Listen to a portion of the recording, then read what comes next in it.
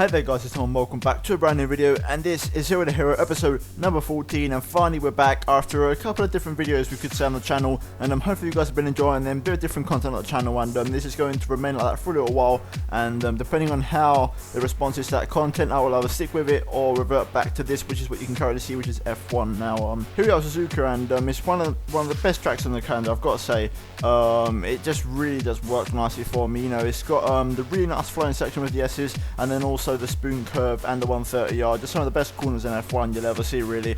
And generally one of the tracks that I most enjoy driving. It just rewards you so much as a driver, and if you've got a good setup around here, then it definitely does help. So talking about the setup, here we are on the setup screen, and we're going to load up the setup. And because last time out we got 2 upgrades, I actually made a little mistake, but we do actually have 2 upgrades for this race, and you'll see in a moment what they are going to be, but hopefully this should really help us out this race, because we're only a couple of upgrades away from maxing out our setup. Now, as you can see, we're currently doing our aerodynamics for this race. Now we're going to do our transmission, which is going to actually remain the same to last race. We've only got, I believe, the differential off throttle and then the front and rear tyre pressures to unlock. So 3 more possible things to unlock in terms of upgrades. So hopefully we can get out of this race, and also the rear end roll bar as well, now I think about it. So hopefully we can get them 4 things this race. And actually no, nothing about the ballast as well, because the ballast was an upgrade that I gave myself that I shouldn't have given myself, so I've taken it away. So I've actually got 5 upgrades left, so I'll take back everything I said. We've still got a few more upgrades to go yet, but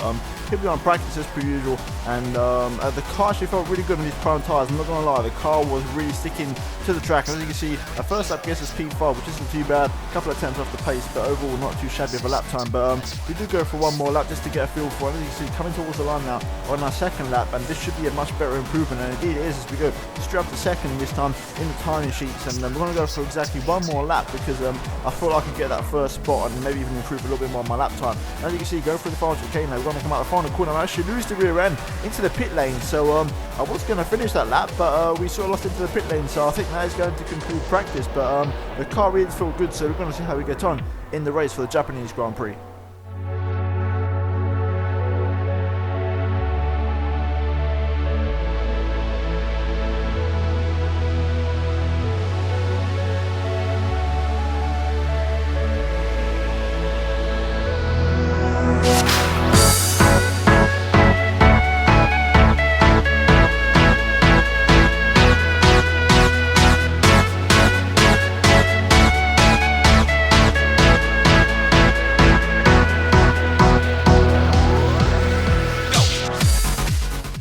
So here we are then, it is race day at the Japanese Grand Prix, and we're starting from the back as per usual, as you can see there.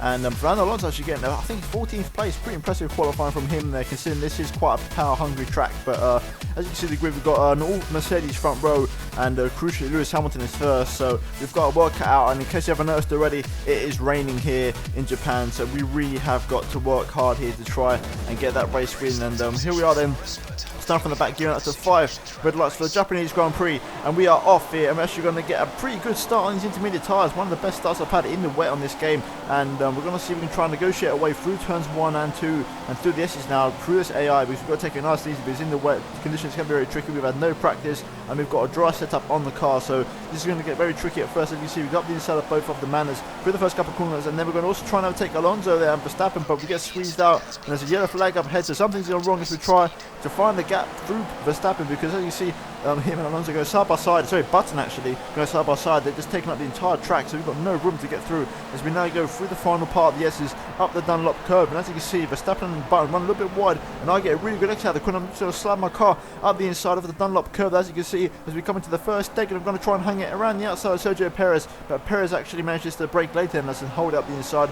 But my nice triple overtake there was we also took, I believe, Pastor Maldonado as well alongside Verstappen and Jenson Button there, so a really good triple overtake as we go into the hairpin now for the first time, and we should be able to maybe get a couple of moves up the inside as we overtake Perez. And also there's Fernando Alonso. Can we overtake him? No, we can't. He gets better traction, but we did manage to pass Perez, so that's another overtake for us now. And resuming now back to the onboard, and as you can see, we're in the slipstream of Alonso going through here as we approach Spoon Curve, as we pull to the outside for them to come the inside for Spoon on the first pass. We go up the inside of Alonso here. He leaves us the room. We're going to take the inside line, and we're going to flop the inside, and we're going to go up into P13 there with a very nice move on the double world champion there. And really good first lap so far. in the wet, considering I've had no practice in this, and the setup, like I said, is a dry set. So really good first lap here. Now skipping later on, and then you can see we're on the back of Carlos Sainz on lap 2 as we approach the hairpin now, and we might be able to line him up for a possible move up the inside as we go up the inside here, braking really late up the inside of the Spaniard here, and it's another Kobayashi-esque overtake at the hairpin there. If anyone remembers Kobayashi, that was his famous overtaking spot at this track. He'd love to dive his cup the inside of the hairpin there, and that was no different as we came from really far back to go up the inside of Sainz. As now on the end number 2, as you can see, we're on the back of Nazo, who's going really slow for 130, and he's actually going to brake really early for the chicane, which is going to allow us to slide our car up the inside of the chicane here, and we're going to make the move stick as Rosberg set the fastest lap, so I think he might be in the lead, so that's good for us. That means he's overtaking Lewis Hamilton, which is really good for us in the championship. But now skipping later on the race, and as you can see, we're now right on the back of Nico Hülkenberg as we go through the first sector now. We've definitely got some good pace this race. As you can see, we've got a couple of cars ahead of us. I think it's Hülkenberg, Ericsson, Kvyat, and I believe Ericsson. So if we can get past these 4 cars, then we'll be in some pretty good clean air. We might be able to make a hunt for the lead of the race. But so far, we're stuck behind this little train of cars as we go through the S's, and we've got to try and negotiate this because the rain obviously is not easing off at the moment. The rain's staying about consistent, and we're going to have to go probably on another set of inters in the next pit stop, so the rain's going to be with us for a little while.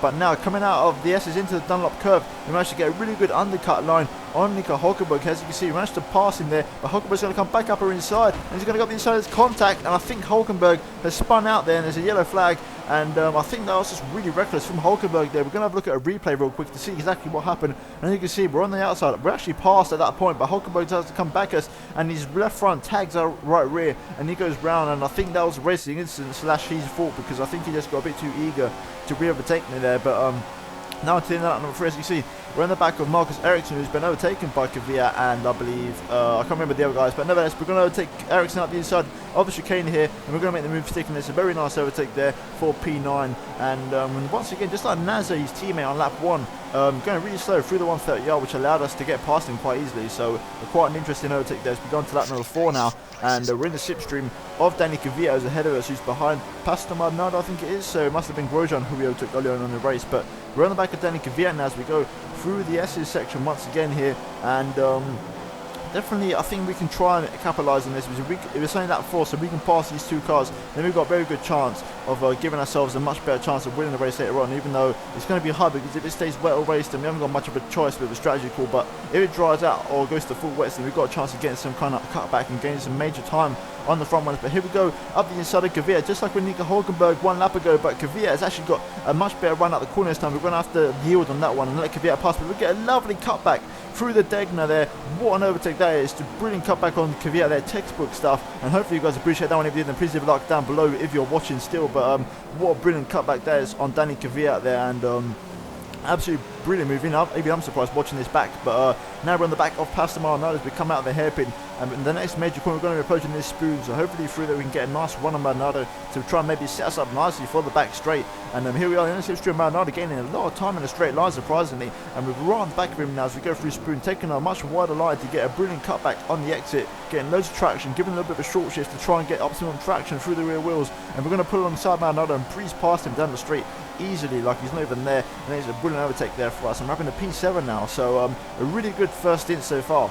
And now, as you can see, going on to that number 7, and we've got a couple of cars in the pit lane, so we're going to gain a couple of positions. So we're going to go up into P4, so going to gain a few positions now. We're actually going to get a bit of an overcut, and something I noticed as the race was developing, the AI are actually split on strategy. So some of the AI cars were going for a 3-stop, and some of them going for a 2-stop, as Daniel Ricciardo is right now as we got the inside to take the lead of the race up at the inside of turn 1 there, because we've got more cars in the pits.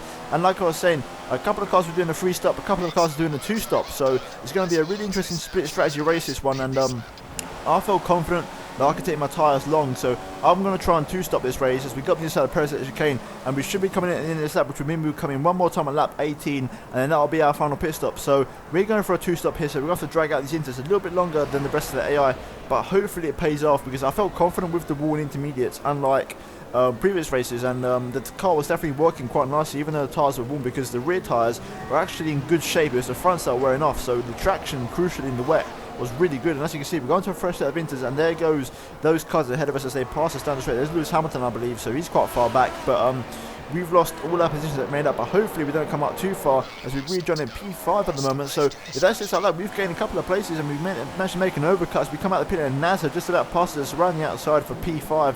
But we've gained one place in that pit stop phase, so I think we're overtaking someone. I think it might have been Ricardo who we've passed, but now we're on the back of NASA. As you see on the end at number 10, we're going to get a really good exit out of Spoon Curve there, and we're going to get right on the slipstream of the Brazilian. We're going to try and overtake him here.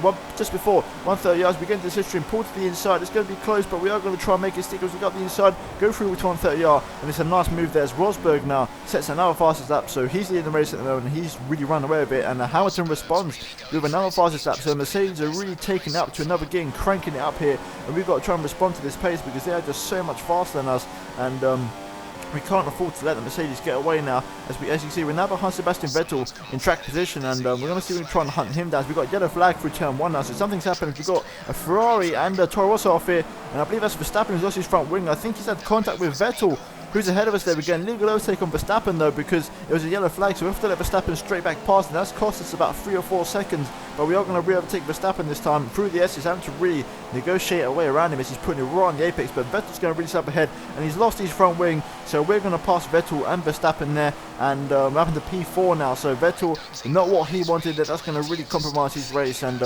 definitely a really bad thing for him to do there. But as now on lap 14, we set our fastest lap of the race, and we are really going fast now and hunting down the leaders, as you can see, and we're really going for it at the moment. As you can see, going now past Nico Hulkenberg on our inside, and on lap 14, we're definitely trying to gain on Kimi Raikkonen, who's right ahead of us. And as you can see, DRS actually got enabled, so the track is drying out right now. So DRS has been enabled, so it should be dry tyres very soon. So we've got to keep an eye out for that, and hopefully we can get the perfect strategy call. As now, I put this in the video just because, ironically, we're going to lap our teammate Felipe Massa, who's in P9 on lap 17, which is incredible. So Massa, I believe, just recently stopped, so he's done his like, third stop of the race or second stop. But it's incredible how just by doing different strategy you can get so much time on your teammate. But nevertheless, here we go on lap 17, I believe, and we're coming into the pit lane, and this should be it. This is the gamble. We're going to go into the prime tyres, even though it's a little bit wet still.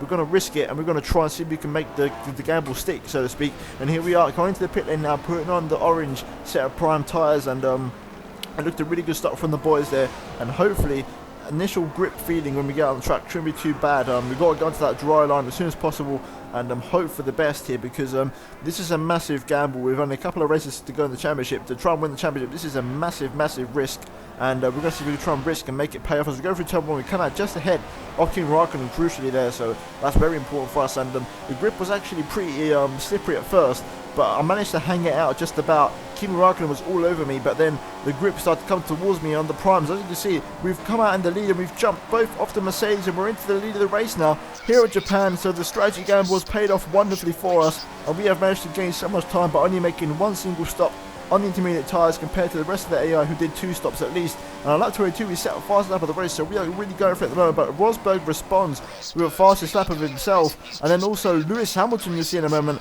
also responds with another fastest lap, and the Mercedes are definitely trying to hunt us down. As you see, Lewis Hamilton there sets another fastest lap, so the Mercedes are really hunting me down now, because remember guys, I've been on this tyre for about 6-7 laps now, so my tyres are much older than the Mercedes ones. As you see, Rosberg sets another fastest lap, so he is still hunting me down, which is really bad. And now Lewis Hamilton also sets another fastest lap with 4 laps to go, so could the Mercedes catch us before the end of the race? We have to wait and see now. As you can see, skipping later on to the final lap of the race, Rosberg is right on our gearbox, so he's managed to catch up to the back of us. Hamilton's a little bit further behind, but Rosberg is crucially right on our gearbox, but we might just be able to hold on to this as we go through the final chicane now. We've got enough of a gap, so we should be safe as we go through the chicane now, negotiating, taking it nice and easy. Rosberg's all over the back of us here as we go out the final corner, and Rosberg is going to pass us around the outside, and who's going to finish the line first? Is it going to be Rosberg? Oh my god, I think Rosberg just nicked it. Rosberg just took the win. Wow, he nicked it from us right at the death. Incredible. I'm speechless.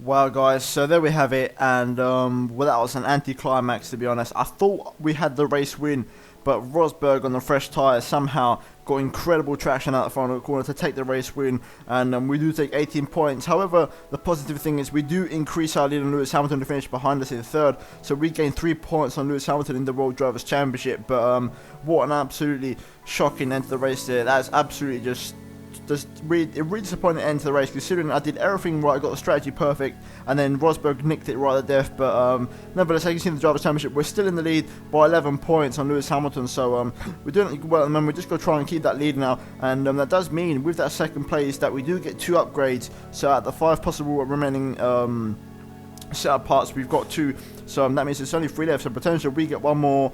If we get a race win in the next race, then we've maxed out our setup, and we've only about 5 other races to go or so, then we could be well into the championship hunt if we try and have some good results. But looking at the constructors now, we've lost more ground to Ferrari and Mercedes because Massa had a really bad race. So I think we can pretty much count ourselves out of the constructors thanks to Massa, who's been putting in really poor results. But nevertheless, looking at the board, like I said, second place, which means 2 spins of the wheel, so we're going to do that right now, and I'm hoping that we get some pretty decent upgrades, even though there's not many remaining now, and we just got to hope for the best as we spin the wheel for the first time here, and we are going to get the make any upgrade just about, so that's going to come in handy. We can make any upgrade we want, so you guys will see that next race what exactly I choose. And then the final upgrade for this race is going to be the rear toes, so 2 very good upgrades there, actually 2 of the best we could have got, so very good indeed. But nevertheless, guys, if you enjoyed this episode and the return of Zero2Hero, then please leave a like down below. If you're new around here, then please do subscribe for F1, GTA, Assetto Corsa content. And yeah, guys, that's about it from me, and I'll see you guys next time. So from me, goodbye.